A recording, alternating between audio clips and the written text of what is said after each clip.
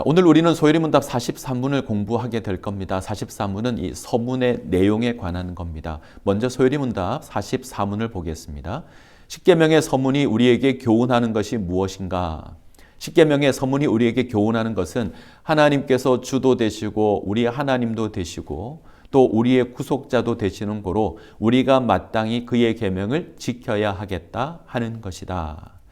자, 우리는 지난 시간 십계명의 서문에 대하여 살폈습니다. 우리는 십계명의 서문에서 십계명을 주신 하나님에 대해서, 그리고 십계명을 주신 그 하나님과 이스라엘의 관계에 대해서, 나아가서 이스라엘이 십계명을 지켜야 하는 이유에 대해서 살폈습니다. 오늘 대하는 소요리문답 44문은 이 십계명을 주신 그 하나님에 대하여 언급함으로 우리가 십계명을 지켜야 될 그 이유를 좀 더 구체적으로 제시를 합니다. 내용이 좀 비슷할 수 있지만 이 소요리문답의 내용을 따라서 다시 한번 정리하도록 하겠습니다. 소요리문답은 하나님을 크게 세 가지 모습으로 소개를 합니다. 자, 첫 번째, 하나님은 우리의 주가 되십니다. 우리의 주인이 되십니다. 때문에 우리가 십계명을 지켜야 합니다.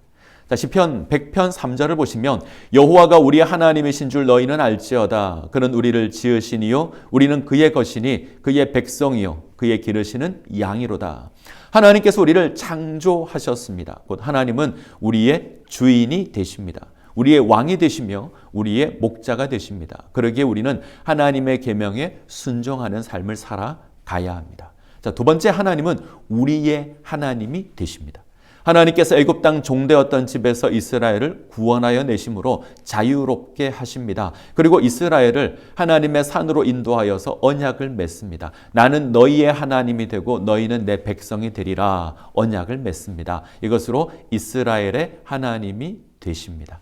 시내산에서 맺은 이 언약은 예수 그리스도의 십자가로 말미암아 이제 완성됩니다. 이것으로 하나님은 우리의 하나님이 되십니다.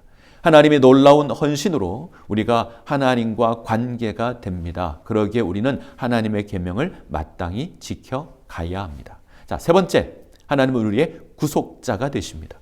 우리에게 주어진 죄의 문제를 해결하십니다. 이것으로 하나님을 섬기게 하시죠. 마가복음 10장 45절을 보시면 인자가 온 것은 섬김을 받으려 함이 아니라 도리어 섬기려 하고 자기 목숨을 많은 사람의 대속물로 주려 함이니라 말씀하십니다.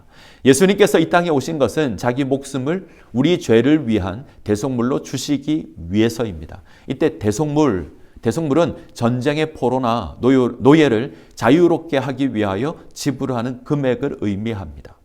예수님께서 당신의 목숨을 우리를 위한 대속물로 내어주심으로 우리의 구속주가 되셨습니다. 이제 우리는 죄에 거하는 존재가 아닙니다. 죄에서 자유한 하나님의 백성이 되었습니다. 그러기에 하나님의 계명을 지켜가야 합니다. 자, 정리해 볼까요?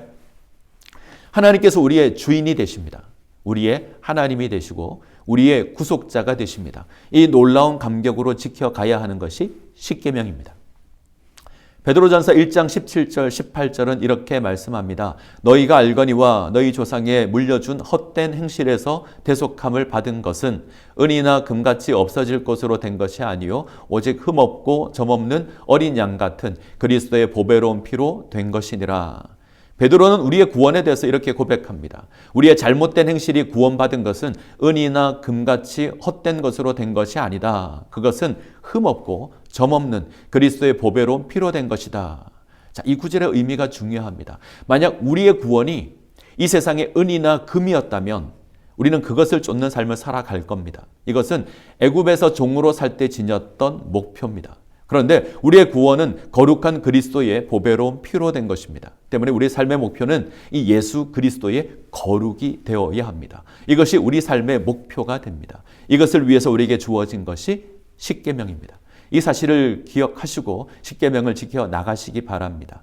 이제 다음 시간부터 우리는 십계명의 내용을 하나씩 살펴보게 될 겁니다. 이 시간들을 통하여 우리의 삶이 하나님께서 원하시는 거룩한 모습으로 세워지기를 소원합니다. 자, 소요리문답 44문을 읽고 마치도록 하겠습니다.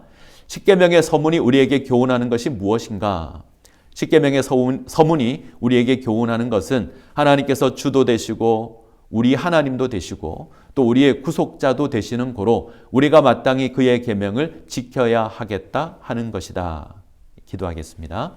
살아계신 하나님, 하나님께서 우리의 주가 되시며 하나님께서 우리의 하나님이 되시며 하나님께서 우리의 구속자가 되시어 우리에게 십계명을 허락해 주셨습니다. 이 십계명을 통하여 우리를 구원하신 그 하나님의 거룩을 본받게 하시고 오직 하나님을 섬겨가는 주의 백성들이 되게 하여 주시옵소서. 예수님의 이름으로 기도합니다.